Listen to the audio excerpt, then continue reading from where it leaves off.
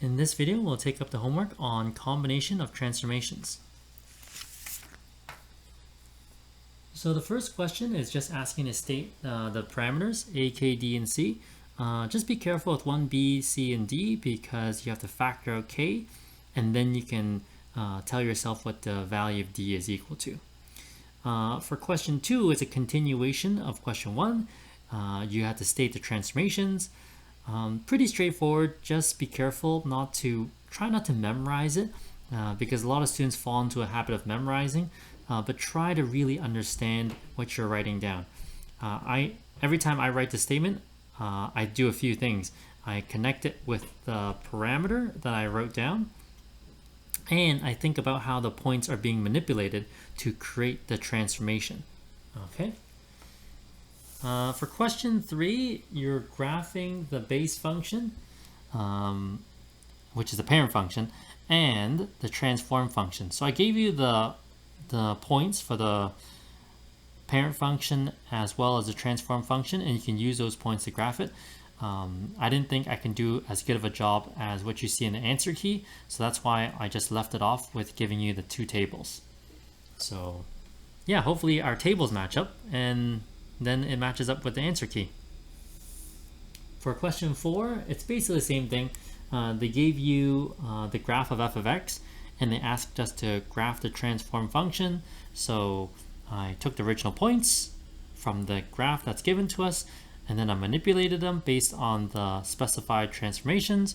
And once again, I don't think I can do a better job than what I see in the answer key. So if our points match up, then I'm very happy, because the only way you're going to mess up is if you plot the points incorrectly. But then you'll see something just looks off. So yeah, you're pretty good if you already have the same points as I do. Okay, I love question 5 is by far my favorite question for what we've done so far in the transformations unit, because I've been hoping that you realize that you are capable of combining transformations. Okay, so for 5a, we have a vertical stretch by a factor of 2 and a horizontal compression by a factor of 2. After some simple algebra, you realize that you can combine these 2 transformations to a vertical stretch by a factor of 8. Okay, so these 2 transformations combined together is quite simply a vertical stretch by a factor of 8. Now be careful. This is not true for all functions. In fact, it's probably not true for for a lot of functions. So this works for the quadratic function.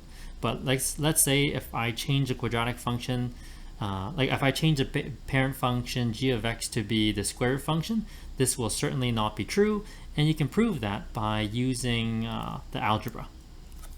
So 5b, speaking of the square root function, we were combining these 2 transformations, a vertical compression by a factor of 3 and a horizontal compression by a factor of 9, and guess what? They actually cancel each other out.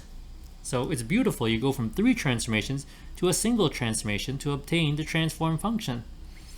Now once again, this is probably not true if the parent function is not the square root function. Okay, so you gotta be very careful. Use your algebra to make your conclusion. Don't just assume things to be true.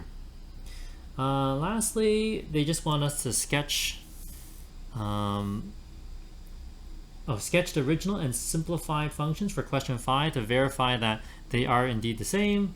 So if you look at my tables, yep, the points don't look the same, but they are the same. And you can look at the answer key. You'll notice that without simplifying and with simplifying, they're the same functions. Okay, as long as your algebra is correct, the functions are identical. But it's a very nice idea. You should sometimes study the algebra to make your life a little easier, to see if you can combine some transformations. All right, so that's the homework for combination of transformations.